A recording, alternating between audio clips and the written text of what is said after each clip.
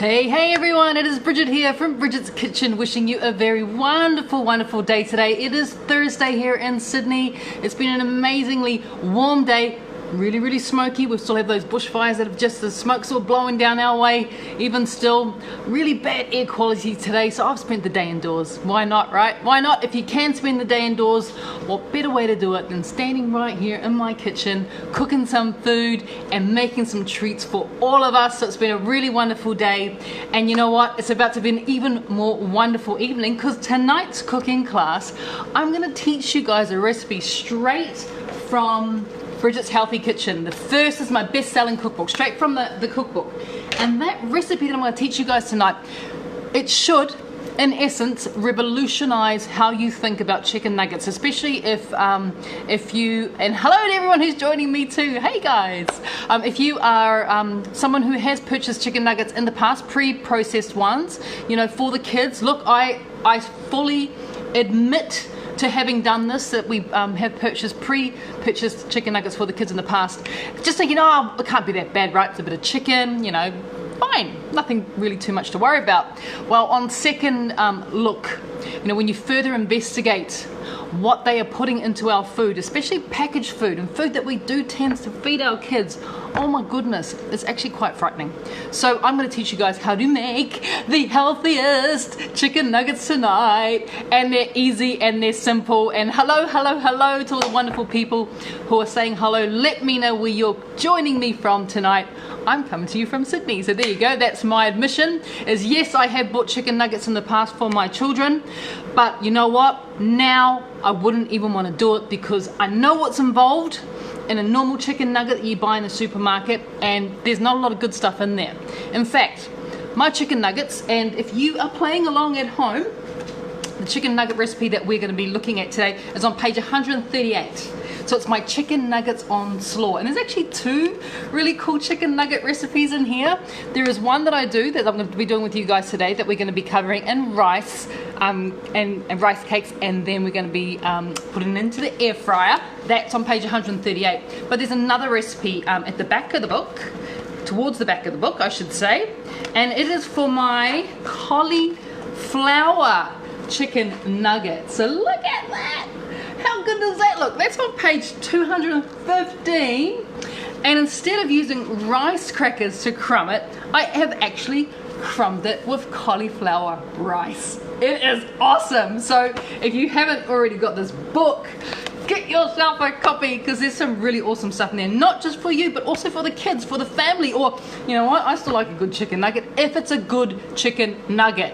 And that is what we're going to be doing today, a good chicken nugget. And so hello to Deb for joining me. We've got Annie coming all the way from Tasmania, lovely. And Deb, I'm going to try and pronounce that, Kalamunda. Is that correct? Is that correct? Is it Kalamunda? I hope so. All right, so that's what we're doing today. But before we get into it, just a bit of an announcement, an exciting announcement. Next Friday the 29th, I will be going to Taree. We had to postpone our book launch and cooking class, which is Taree's in sort of rural New South Wales. I will be going to Taree. If you live anywhere near Taree, even close to Newcastle, and you would like to attend the book launch and cooking class, please let us know in the comments below, and we will pass on the details for that class. So it's next Friday, the 29th of November. It has been hosted in one of our wonderful friend's home. She is a follower here. She has been someone that's been following my journey for such a very long time, and she has amazingly opened up her home to us to go in to host a cooking class and a book launch for the Green Book for More. That is happening next Friday in Taree, November the 29th. It is happening at 6:30 p.m. If you are anywhere near that vicinity and you would like to attend this book launch, and yes, I will have books for sale there as well at a book launch special price as well, 30 Australian dollars per book, yellow book or the green book. I will have those there as well.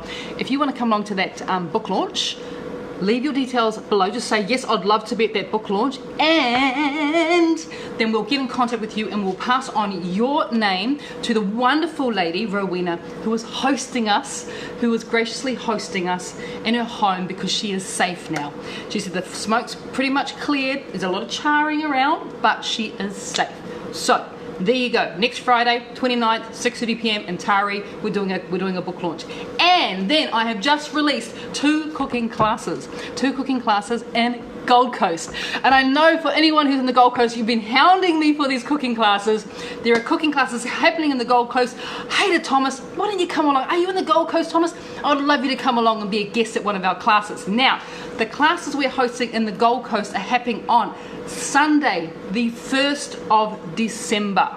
And that is a lunchtime book launch, and I have a beautiful home right there on the water in Miami Beach, not Miami Beach, Florida, Miami Beach, Queensland, and that launch is happening on Sunday, the 1st of December. That's the first one we're doing. Now it is limited numbers. If you want to come along to that book launch, make sure you get in now. I've asked, He's just dropped in the link. He's about to drop in the link for the Gold Coast Sunday book launch. Please, please, please get your tickets in quickly, because it has been hosted in a private residence right there on the beach. The kitchen overlooks the water. It is stunning. I cannot wait to share it with you guys. That's happening on Sunday the 1st. And then on Monday the 2nd, we are hosting an evening class for people who can't attend the Sunday class. So Monday the 2nd of December, we are hosting another class in Miami Beach in the Gold Coast, and that is starting at 6:30 p.m. So we've got a Sunday the 1st and a Monday the 2nd. If you want to come along to these classes, get your tickets in. I don't want you to miss out. Please, Mahi is throwing the links up there for you guys. So go now and get your ticket and come. And if you want some cookbooks, I'm going to be there. I'm going to be selling cookbooks, and we're going to be eating lots of delicious food. And I am really, really, really excited about having these dates for you guys. And if you're in Melbourne, don't worry. The following week, I'm going to launch those classes, release those classes tomorrow for our Melbourne people as well. So there you go, exciting news. Let's get into the recipe though, because that's why you're all here, is to get into the recipe. And the recipe, as I was saying, I'm doing is the healthiest chicken nuggets. So if we look at my recipe for chicken nuggets, right? My recipe for chicken nuggets in the book, 138. So it looks like this. Let me show you. 138. It looks pretty delicious. It looks pretty wonderful. You could feed it to the kids, or you could feed it to yourself. Doesn't really matter, does it? Anyone can eat that. It's delicious. These chicken nuggets. Now, on these chicken nuggets, it is a very simple coating that I make. I'm going to teach you guys how to make the coating. But before I do that, I want to go backwards a little bit. Travel back in time to when I used to purchase chicken nuggets for my children, thinking it was convenient and way better than going to McDonald's or anything like that, right? Sure. We weren't putting them in the fryer, we were popping them in the oven and cooking them that way. So they were kind of soggy and they weren't that nice, but I thought I was being a pretty good mum, to be completely honest with you. Okay, I have that packet of chicken nuggets right here. Well, there it is. If anyone shops at Aldi, you may recognize this, available in the freezer section of Aldi. But what I thought I would do is I would have a bit of a read. I'm going to put my glasses on for this. I want to have a bit of a read of the ingredients, and the reason that I need my glasses for this, because manufacturers purposely keep the ingredients list really, really small, so you will struggle to read it, and chances are you just go, oh, I can't be bothered as you're walking through the supermarket. Please be bothered. Our health is on the line. To Susie Bell, I'm doing Melbourne on the 6th and the 7th of December. It's a Saturday and Sunday. I believe it's the 6th and the 7th. Mahi, is that correct? What's that? Could you tell me the 6th and the 7th is a Saturday and Sunday? We're just double checking those dates. I've got so many dates rolling around my head. Sorry. So Saturday, Sunday, yeah? Yeah. So there you go. 7th and 8th of December is when we are doing the classes in Melbourne. I will be releasing the classes tomorrow for the Melbourne one. But back to my nuggets. Okay, if we have a look at the ingredients list on our chicken nuggets that we get from Aldi, they're cheap. They're like less than $3, you know, for 400 grams of chicken nuggets. First ingredients is chicken. You know, that's how you read a label, is the very first ingredients that you see, that is what is the majority in that product. So the first thing I see is chicken, which is great. You would really hope that the major ingredient in chicken nuggets is chicken. I mean, it'd be really terrifying if it wasn't. But chicken, Oh, and hi to Shez, who's watching us in Washington State. Thank you for joining us. So yes, chicken. There's chicken in the chicken nuggets, thank goodness. But believe it or not, there's only 45% of a chicken nugget is actually chicken.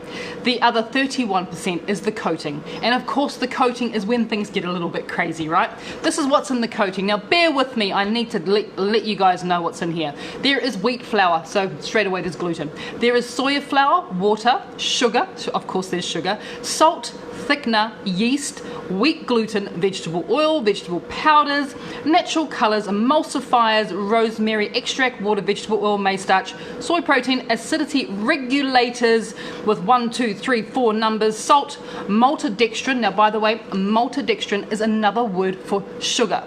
In fact, there are over 60 words, close to it, I think it's just under 60 words that the food manufacturers use to disguise the fact that it's simply sugar. So maltodextrin is sugar. There's some more thickener, there's some more yeast extract, there's mineral salts, hydrolyzed vegetable protein, anti-caking agent, natural flavor. They put natural flavor in. Why do you have to put that doesn't make sense. Natural flavor. And of course it contains wheat and soy, but also may be present milk and egg. So that's all in the chicken nuggets. Now, let's see what's in my chicken nuggets. So this is the exciting part, right? In my chicken nuggets, there is rice, cakes, blended, salt and pepper, spices, and chicken. That's it. You know it's gonna be good, right? That's all that's in there.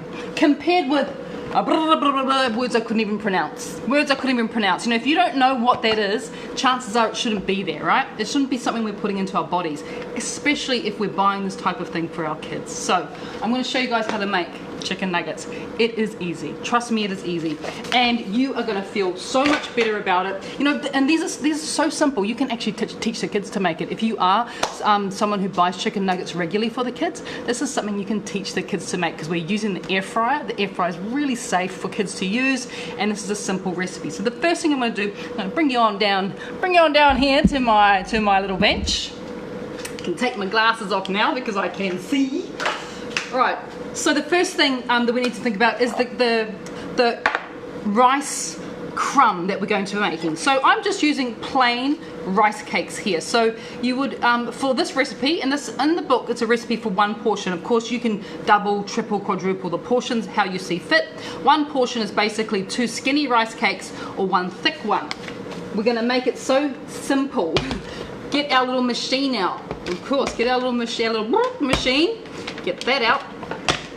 Break that into the bowl of the machine and just give that a blend. That's all you need to do.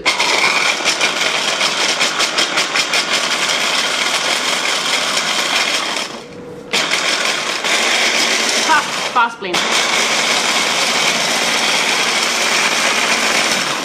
You're wanting it to kind of resemble breadcrumbs. That's what you're after. So keep going until you've got a little breadcrumb mixture.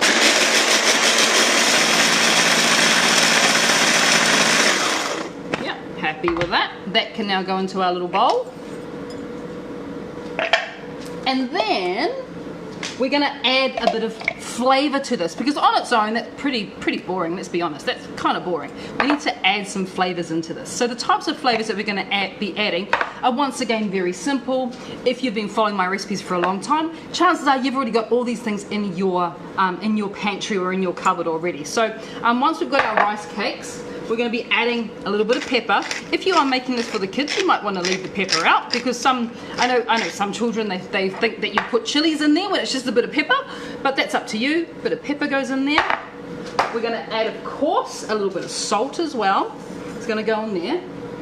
And then we're going to start adding in our spices now that we've added in our seasoning. So the spices that I'm adding in today is one of my faves, but it happens to go really nice with chicken, and that is cumin powder. We don't need much, about 1/4 teaspoon. Remember, this is for one portion of the cumin powder goes in. I'm also going to add in some allspice. Now, allspice is comes from the pimento flour, and allspice is really good spice that goes with chicken. So that's why I'm adding a little bit of allspice, just a bit, quarter of a teaspoon or a little pinch. I'm also going to think about adding a little bit of paprika. Paprika is nice. It will give it a little bit of color. can't use the lid on that one. Got to actually get a teaspoon. A little bit of color with the paprika, a little bit of spice. Once again, if you're making this for kids, you could leave that out.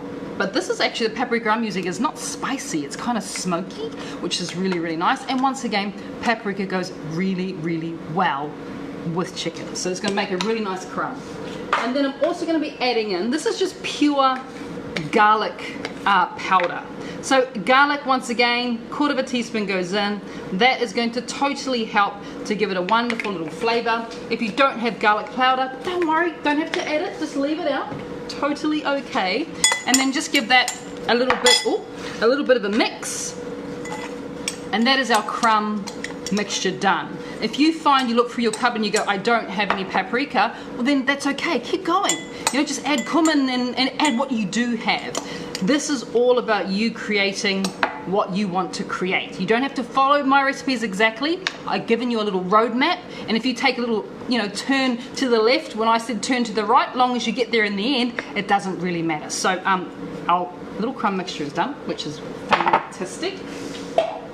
Let's start working on our chicken. And the other thing about, if you think about, you know, this monstrosity, if you think about this, and you think about the first ingredient, it just said chicken, right? 30 or 45% chicken in the nuggets, but we don't know where that chicken is from. We don't know if it's breast chicken, if it's thigh chicken, if it's, you know, if it's coming from the wing. We have no idea. It's basically like a chicken mince or a glob. And if anyone has ever seen that terrifying documentary about how McDonald's chicken nuggets are made, and it starts out as this pink slime, yeah, let's just stop there, right? Because we could get a little bit scared if we continue down this road of speaking about McDonald's chicken nuggets, because we're making really healthy ones. I know what the chicken is. I'm using chicken breast. Absolutely using chicken breast. It's lovely and lean.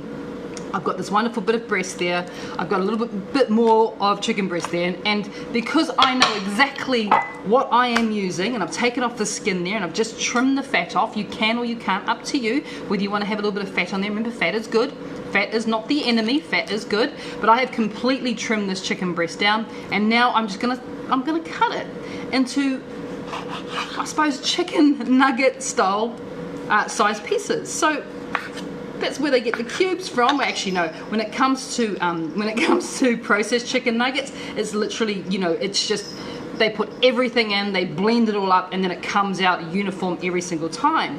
But the beauty about when you start to create your own little dishes like this, it's all going to be different. You know, the sizes of the chicken are all going to be different, because it should be. That's real food, which is the exciting part. This is real food that we're creating. So you get your portion of chicken.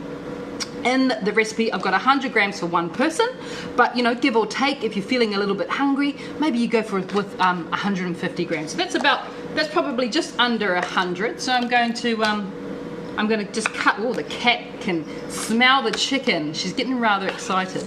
I'm going to cut a couple more pieces of our nuggets, just like that. And then what I'm going to do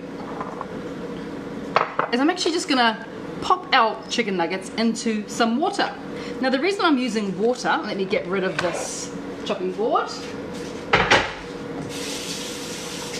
Now the reason I'm using water is I need to give the chicken nuggets a little bit of moisture so that the crumbs adhere to it. So I've just soaked it in water. And it's as easy as that. It doesn't need to be in there for very long, literally, that's it. And then we take the wet chicken breast and we just dab it into the crumbs. And that's it. Simple, huh? I mean, you could use egg in here instead of water. There's nothing stopping you from using egg to get your crumb mixture to stick. But if you're really concerned about, you know, watching how many calories you're putting into your body, or just keeping your eye on the amount, especially of eggs or protein that you eat, there's nothing stopping you from doing water. But you know what else you could do instead of water if you want to add a little bit more flavor? Go with kombu water. Because remember, anytime you see recipes, you see my recipes and you see that I've got water in there, chances are you can add kombu instead. So feel free to use kombu in the place of water, because kombu is just going to have a little bit more flavor to it. And so we're just sticking them down. Give them a bit of a pat, bit of a squeeze, and you will have your nuggets all done. And that's about all I'm going to do today, because you don't need to sit here and watch me doing all these nuggets. But the one rice cake and that mixture should crumb for you quite nicely 100 to 150 grams of your chicken. So those are our nuggets crumbed, and I do like them because they're quite chunky as well, which is really, really awesome. I think that's fantastic. Nothing wrong with chunky nuggets. Okay, and that's it. Nuggets are done. All we're going to do now is turn on our air fryer, and the air fryer that I have today, I have had preheating. So it needs to be preheated, ideally in air fryer, for about 2 minutes. And I have this air fryer sitting on 200 degrees Celsius, which is about 390 degrees Fahrenheit. And we're going to, and it's pretty hot, just by picking it up, I know it's really hot. I'm just gonna take my nuggets and lay them onto, I've got a wire rack in here, and we can hear the wire rack sizzling, which means it's lovely and hot.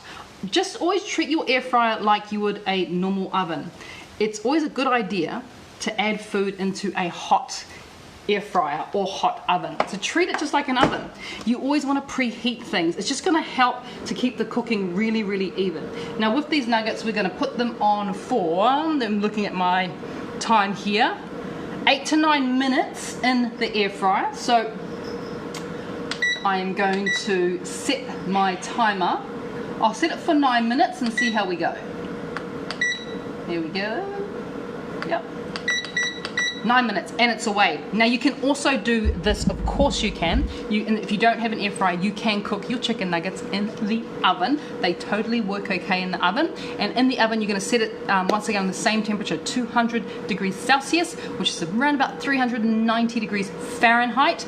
And you're going to lay your chicken nuggets onto a roasting tray that you have lined with a bit of baking paper so it doesn't stick as well. Now, be aware that your nuggets in the oven will not get quite as crispy as the ones in the air fryer. That's kind of what the air fryer is built for. It's built for that whole idea of mimicking something being deep fried. So the oven doesn't quite have the same results. It's still delicious. You're still going to get a really good flavor, but you're not going to have quite as much crunch as you do from the air fryer. Now the other little trick that you can do is you could also do something like this. You could grab yourself a little bit of olive oil or coconut oil spray and give it a bit of a, just like that, quick little spray, and that is also going to help with the color and the caramelization on your nuggets, because as I always say, we eat with our eyes, don't we? We eat with our eyes. So it's really important that the food looks as good as it tastes. And I know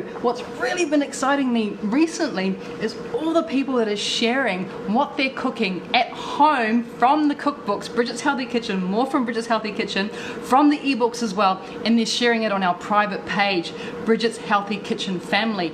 Come along and join the page. It is so much fun, and yes, you get inspired by all these people going out there and creating the most delicious and wonderful looking food. You can see people are really taking in that idea that food needs to look good, because we eat with our eyes first before it even goes anywhere near our mouths. So that's why a nice little spray of coconut oil or olive oil works really well. So for this chicken, in the book, I have it served on a slaw, a coleslaw. Not just any slaw, it's an apple coleslaw with lovely fresh herbs through it. So let's do that, because it is such an easy thing to do. While the chicken's cooking, you make the accompaniment. So this, once again, this is a 10 to 15 minute meal. It doesn't take long at all. So come on back down to my bench. With our coleslaw, of course, we need slaw. And slaw today is this wonderful piece of cabbage that we have here.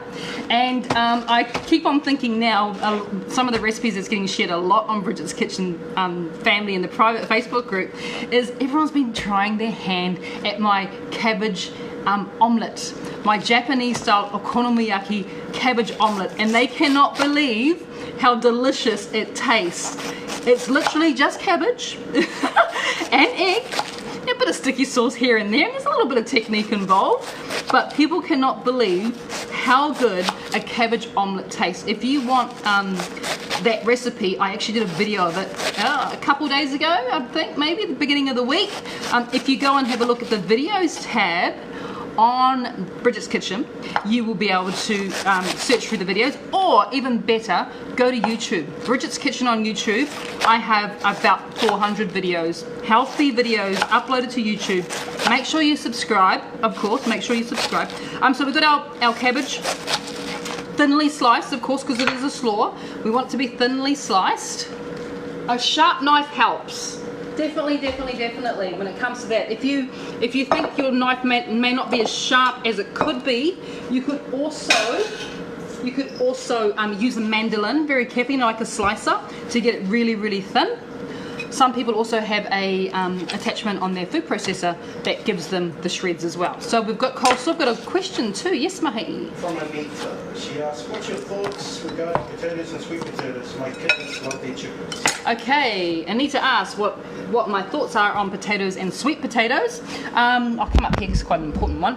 When it comes to potatoes, I would definitely avoid potatoes because they are really high in starch and very high in natural carbohydrates. Naturally occurring, but they're not the best things to give our bodies. Not the best things. When it comes to kids, there's a little bit more leniency, especially if you are creating, think you're talking about chips or fries in the air fryer, if you're creating them from scratch. 100% better than getting them from the supermarket, because once again, it's not just potato in their fries, it'll be just potato in your fries. Sweet potatoes are definitely a better option. There's a lot more nutrients available and vitamins available in the sweet potato than in a potato. So you always think about it. If something's got a pretty boring colour, like white, chances are there's not that much goodness in it. Think white rice, white bread, white flour, potatoes. They're sort of the colour you want to avoid. And yes, I know I'm talking about white cabbage, but look, it's actually green. It's green, it's not white, it's green. There's goodness in our cabbage. When it comes to sweet potatoes, that color, beautiful. You can get orange ones, you can get purple ones, you can get this rainbow of colors when it comes to sweet potatoes. Those are always gonna be better for our body. Remember, eat the rainbow, always go for color. So sweet potato is gonna be a lot better. But there's other types of chips you can make. Maybe not so much for the young kiddies, but for the older ones, like for our teenagers, they do eat zucchini chips that we make in the air fryer. They also have tried their hand at eating my broccoli, sorry, what are they called? Brussels sprout chips, which I think I've got a recipe for or a video for or something. I've done something to do with Brussels sprout chips as well. There are other chips that you can make. If you're wondering about kale, please give kale a go. In the air fryer as chips. Literally wash it, break into small pieces, pop it in the air fryer. I've got a recipe for that somewhere as well. Have a look on Bridget's Kitchen. They're all there, if not they're on the website as well. But yes, when it comes to potatoes, if you can avoid them, stay away from them and go for another type of vegetable that's got a bit of colour. It's going to be better for you and better for the kids as well. So chips, I love them too. Don't get me wrong. I love a good chip. Love it. But I do avoid potato chips as much as I can. But I do like them, but I avoid them. All right, okay, back to the coleslaw. So we've got our cabbage finely chopped up in here. We're going to add our apple, green apple of course, because we want that lovely tartness from the apple. We want it to be lovely and tart. We want to make sure that we're getting really good flavor. I'm cutting this nice and, well, not thin, but giving myself sort of that size of the apple, because once again, just like I did with the cabbage, we want to give ourselves nice little thin-ish sort of matchsticks if we can. If you can get them thinner than that, 100%.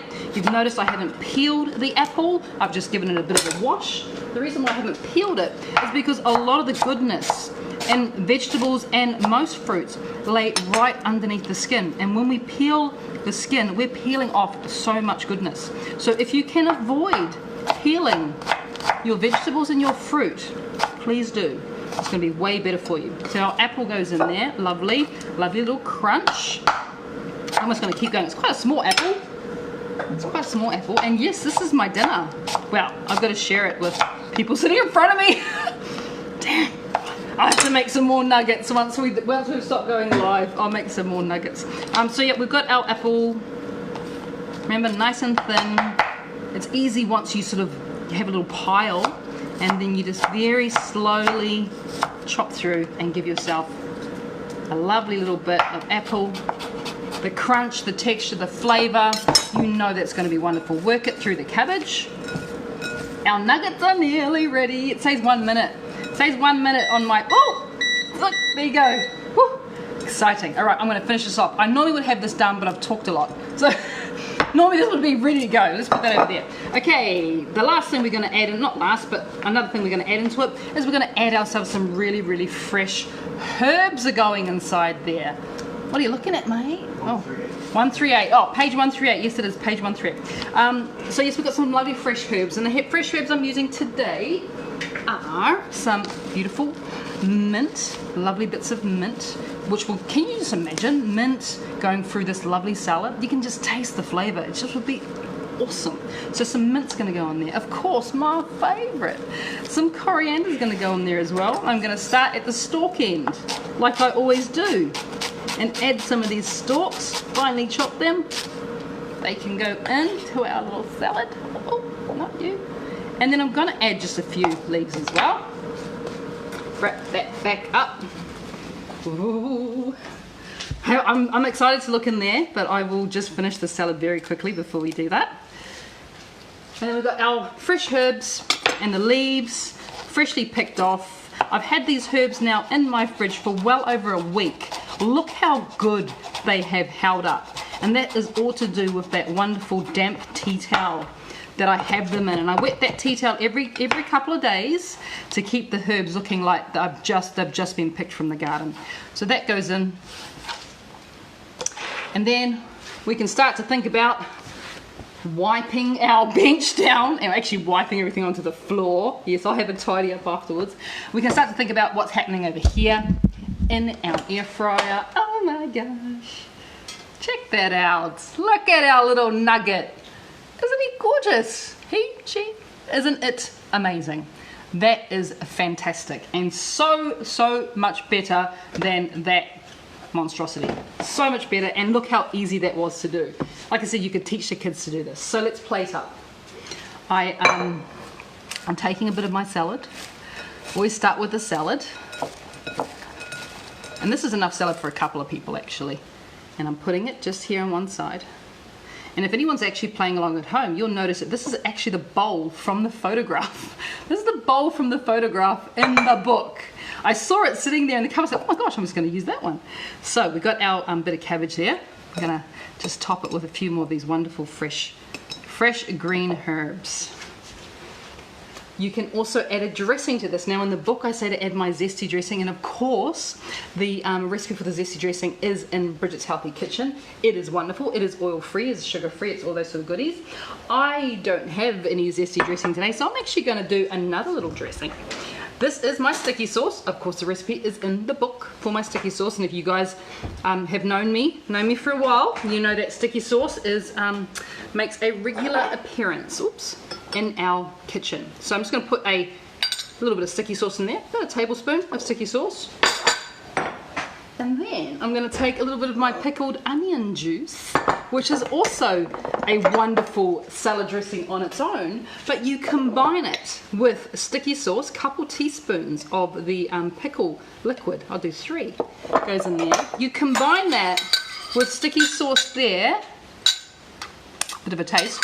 Oh my goodness, that dressing is to die for. That dressing is to die for. Sticky sauce, a little bit of apple cider vinegar, taste it. You might need to add more of the pickling liquid. You may need to add a bit more sticky sauce. Just keep on adjusting it till you're happy, and then pour it straight over top of your little gorgeous, wonderful salad. Let us finish off with our chicken nuggets. Have you ever seen the cutest little chicken nuggets ever? I mean, if this was your dinner, there'd be more nuggets. Remember, I cheated and finished crumbing early, but you would have more nuggets. A little bit of lemon, if this is for you, this might make sense. A little bit of lemon, just taking a lemon. It's May saying it's for him. Yeah, he's gonna have to fight me for this one. A little bit of lemon. I'm just gonna be cutting a little, this is called a lemon cheek. It's so much cuter than a wedge, don't you think? Because then you can do that. And then you have quite literally, the cutest little bowl of chicken nuggets and an apple coleslaw with my brand new, haven't written this anywhere, you guys if you're watching this video you've seen that dressing, sticky sauce, pickled liquid from the pickled onions, or the pickled cucumbers, or the pickled vegetables, any type of pickle, and you literally have the cutest little bowl of chicken nuggets there for your dinner. Make some more, feed them to the kids, teach the kids how to make them as well. That is the secret. So there you go, the world's healthiest chicken nuggets, because it's just chicken, spices, rice and salt and pepper. That's it. Pretty cool, huh? One last thing before we go. I've got something to show you. Dun, dun, dun, dun. If anyone knows what that is, this is a Christmas fruit mince pie. I made it a couple days ago. They still last. I made my own pastry, of course, my own sweet pastry. I made the fruit mince mixture, filling myself too, and this recipe is made its way into Bridget's Healthy Christmas ebook, which we're hoping to release next week for you guys. So it's now with the designer. The designer is in charge of designing it, which is wonderful. This is in there, this recipe here. There's 50 recipes, by the way, in that ebook that we're releasing next week. 50 festive recipes for Christmas and party season. And that little mince pie I'm eating after I finish my chicken nuggets. I'm looking at my chicken nuggets and my coleslaw. They're amazing. That's not the only thing I've made. Check these out. These are just what's sitting on the bench. Look at these. These are mini little Christmas pudding balls, for want of a better word. These are Christmas pudding balls made with my very, very incredibly delicious and amazing Christmas cake. Of course, those recipes are in the book, Bridget's Healthy Christmas. This here is not white chocolate. That's actually a chocolate I made from scratch, and I'm going to teach you guys how to make that. White chocolate from scratch. You can make your own white chocolate from scratch. No sugar, no dairy, no gluten, no nothing. You can make that yourself. And then we've got a little goji berry and some pistachios on top, and you have the cutest little Christmas pudding. Imagine giving those as gifts, right? Amazing. So that is in the recipe, in the book. But there's one more thing. It's down here. Let me go grab it. Oh, there's two actually. Oh, goodness me. Right. I'm with hands, but this here, it's all the sweet stuff. It's all the sweet stuff that we've got left over. There's other savouries. There's ham and chicken and turkey and lamb and beef and seafood and prawns and all that. But this here is my sticky date pudding. And I've called it Bridget's Sticky Date Pudding because literally this is phenomenal. Phenomenal. It is gluten-free, it is dairy-free, it is sugar-free, and you know what? It tastes incredible. In fact, it's nut-free too. So this sticky date pudding with my almond milk custard, which are all in the cookbook, is just like literally, it is a revelation. So that's in there as well. And the last thing I'm going to show you guys is this. These are my cherry pies. So it's cherry season here in Australia, which is really exciting. I love cherry season. I celebrate it every single year, and this year I've celebrated for the first time by putting a wonderful cherry choc almond pie recipe in my soon to be released Bridget's Healthy Christmas ebook, which is coming to you. I've just got one thing to say. Welcome to Jennifer in the UK. First time she's on a live all the way from the UK. Jennifer, if you're anywhere near Manchester, can you keep an eye out for our daughter Chrissy? She lives in Manchester at the moment. So if you see Chrissy, you'll notice her. She kind of looks like her mum, but she's got more hair than me and she's way more beautiful. Chrissy, if you see Chrissy in Manchester, Jennifer, give her a hug from us, please. We miss her very much. But there you go. Christmas at your place is going to be healthy this year because I'm going to giving you guys 50 festive recipes. It's amazing. That ebook comes out next week. Watch Bridget's Kitchen. Can't wait. I've got all this food to eat now. Super excited. Totally hungry. Thank you for joining me. Enjoy these wonderful chicken nuggets. Feed them to the kids. Feed them to your husband. Feed them to your family. Feed them to your wife. Feed them to whoever. Or you know what? Feed them to yourself. Even more important. Alright guys, gonna love you and leave you. See you tomorrow for Q&A, questions and answers with Bridget. If you've got any questions, I'm gonna be sitting down answering all your hard questions. Alright guys, take care. Bye.